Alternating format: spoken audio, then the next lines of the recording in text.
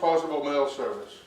I don't understand how or why, but in and out of here, we don't just leave it in the box. We have one of the staff take it to the Church Street station and drop the mail there. Because if we don't, who knows when they're going to pick it up. So, send us copies. If you're Medicare eligible, GHI, you're going to get the $40 a month check the following February. So in February of 2019, everybody who was Medicare eligible and in the GHI drug plan in 18 will reimburse you $40 a month for one person in the family automatically. The check will be dated, I'll guarantee you one thing, the check will be dated February 14th. The Valentine's Day check. The reason is when we first decided to do this back in 2005 or 6, we said, well, we got the data, let's do it, February. So we said, okay, well, what day are we going to put on the checks? Well, we'll put Friday. And we had no idea. At that point, we did 3,600 checks. Had no idea how long it would take. So we set up the file, we printed the checks, they were signature stamped, they were scanned, folded, put in the envelope. They were in the mail by Friday. Friday, everything's gone. Somebody says, you know what, today's Valentine's Day. It's like, oh, that's cool. So now it's the Valentine's Day check. Don't worry. If Valentine's Day is a Saturday or Sunday, we're not here working on it. We just did the check for the 14th. We've gotten to the point where it's an all hands on deck type of thing. And we will start printing the checks at 8 o'clock in the morning. And by 4:30 at night, they're all in the mail. This year we did what, 5,700? Something like 5,700 checks. They're printed, they're put in the document management system, they're stamped, they're put in the envelopes and away they go. They even let me do checks every once in a while. Only if nobody else is around. Because there was this thing called Sandy a few years ago, right after we first moved in. Right? So Glenda in the back offered up her living room and kitchen and dining room.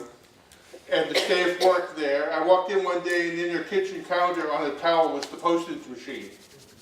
But I had a laser printer, so guess who got to print checks? So they were putting checks into the system and I printed the checks. Well, somehow I mixed up numbers on the batch of the daycare checks and I've never been allowed to forget it. So one year Chrissy was unable to print the checks. Glenda said, Doug, I'm sorry, you're the bottom of the barrel. You got to print the checks. I said, that's fine. I don't, please give me, everybody's allowed to make one mistake, except for me. So what she did, I walked in. We used Chrissy's office. I walked in because she always gets here at the crack of dawn or before. I walked in, and there were piles of checks around the office with sticky notes on them. One said, number 1, use this one first. Number 2, number 3, number 4. And somehow she knew exactly how long it would take to print 500 checks. Because there was 500 in the package. Because she would come in and say, how you doing? Remember, this is the next one. I don't know how she knew it. But she knew when I was supposed to do it. So I got the checks done. I didn't mess them up. They got out. So the next year, I got to scan them instead. So there's not as much pressure as scanning the checks. But we do that. We do it for one person because you may have a UFT member at home. And we may not know everybody who's married to a UFT member that gets either $760 or $780. So if the UFT is giving a spouse $780, why am I giving them another $480? I'll do the optical, I'll do the dental, I'll do everything else. But when it comes to just throwing money at people, I'd rather throw it at our members rather than UFT members. So that's why we do it one person per family. If one person is Medicare eligible and the spouse, a partner, is not Medicare, we reimburse copays for the one not Medicare, and the one who is Medicare gets the $480. If you turn 65 in the middle of the year, because we all weren't born in January or December, up until April, we'll reimburse copays. May on, you get the $480. So we get a file from GHI, we clean it up, and you send us the documents, we key in the ID number, boom, out comes the check. You get the welfare fund check, within a month you get the check to check for 20% of that, so yeah, that's how we work. On the back side, it gets good. It gets the good stuff. So, supplemental medical, a whole bunch of stuff here. A lot of it, some of this is only pre-Medicare, some of it's for everybody. Generally, it's 80% after the primary insurance pays. So surgery, anesthesia. Pre-Medicare, I defy you to find a participating anesthesiologist. They do not exist. And you kind of need them. Right? The days of biting on the bullet and taking a swig of whiskey while the doctor cuts you up, right? Those are gone. We can't do that anymore. So you need the anesthesiologist. You may need surgery, minor surgery, where GHI doesn't pay the whole deal. That's where we come in. After $100 deductible, we'll pay 80%. The chapter will kick in another 20%. Next one, diagnostic invasive procedures. I give this as a second assignment every workshop. Only one person has answered me. I want to know something good that ends in oscopy. Colonoscopy, endoscopy, bronchoscopy, sigmoidoscopy, none of them are much fun. Well, I actually enjoy them now. Oh, it's good, right? Yeah. So, but it's a diagnostic invasive procedure, and sometimes pre-Medicare they're all cost. So I always said, give me something good that ends in oscopy. The last time I did these workshops, one of our retirees came down, I think from Rockland County.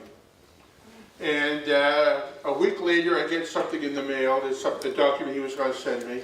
And he sends me a little cutout from his local, like, Penny Saver Home Shopper for a chimney sweep company. And the chimney sweep is offering a free chimnoscopy. And the sticky note on the ad was, is this something good that ends in oscopy? So I gotta say yes. Yeah, I mean, I'm a believer in colonoscopies. The first one I had a number of years ago, I walked in, they whipped me in. The doctor says, oh, you're diabetic, let's do a finger stick to see what your blood sugar is. So I held up my hand. The next thing I know, they're wheeling me into recovery. And I feel great. I've just had the best sleep I've had in 40 years. I can't believe it. I'm ready to go detail 3 cars, play 36 holes of golf, mow the lawn 12 times. What the hell do you mean I can't? I got to go home and take it easy and somebody's going to drive me home. So I went to see, initially, for the first one, I had to go back and see him afterwards. It's part of the racket to bring up the charge, right? You have an initial consult, you have the procedure, you got the post-operative consult. Every time I'm going, I'm giving them a copay. So I go in and I said, Doc, you got to tell me, what did you give me for an anesthesia, and where can I get more? He said one word, propofol. And then I said, okay. Now I know why Michael Jackson is, because my life isn't anywhere near as hectic as his was, and I slept great. This time, when I had one at Christmas time, I woke up while I was still in the room, and I said, where's my glasses, where's my glasses? They gave me my glasses, I went back out. And I wasn't ready to go shovel the driveway or anything this time, but yeah, colonoscopies, whatever, we do have that there. There may come a time when you need a level of care greater than a home health aide. You may need a nurse, a private nurse.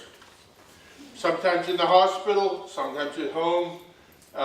GHI, Medicare pay very little towards this, maybe $2,500, $3,000, but you need more. We'll provide up to $10,000 worth of reimbursement. The chapter kicks in another 20%, that's another $2,000. Why would you need a nurse? The big thing we see, particularly for Medicare eligibles, is someone's in the hospital, and part of the discharge plan is to have antibiotics by IV infusion 3 times a day for 10 days. Right? Routine, just be careful, be precaution, right? We don't think we infected you, but just to be sure, let's have IV 3 times a day for 10 days. Well, if you go to the hospital or the doctor's office 3 times a day for 10 days to have it done, Medicare pays. You have it done at home, Medicare won't pay a penny. It doesn't make sense. Because if you need IV infusion after being hospitalized, you're probably in no condition to be going out somewhere for 10 days. Because if you could go out for 10 days, why would you need the antibiotic? So what we've done, we work with a number of nursing agencies where they'll give us a real rate, not the insurance rate, to come and administer it. The medication, because it is a medication, goes through your prescription drug benefit. And so we'll work with the agencies to do that. They'll charge us lower. We'll pay them what we would pay the 80% direct. You're only left paying them 20%. We have one gentleman who gets some kind of a plasma infusion once a month. Has done it for 10 years, and we work with an aide, put it through the nurse through there. Now, is the 10,000 forever? Or? No, 10,000 a year. 10,000 a year per person, no lifetime maximum. Hopefully, nobody needs a nurse. Needs $12,000 worth of nursing every year for 10 years, or something. But it's there to be used if you need it. The next one I like to think of is a transportation benefit. Especially pre-Medicare, sometimes GHI doesn't pick up the full cost of an ambulance. Why, I do not know, but sometimes they don't. Non-emergency ambulance, nobody covers it. You go from one facility to another, from a hospital to rehab. They insist you go in an ambulance. Nobody's paying it. The costs are ridiculous. The costs are 20. Who knows Long Island, right? Plainview to Manhasset, right? Friday afternoon in August, 10 miles. Non-emergency because they were taking me from one to the other to do a stent. So it wasn't like the lights were flashing. We were in bumper-to-bumper traffic on the LIE. 10 miles. The cost was $1,120. $1,000 to be in it, and like $10 a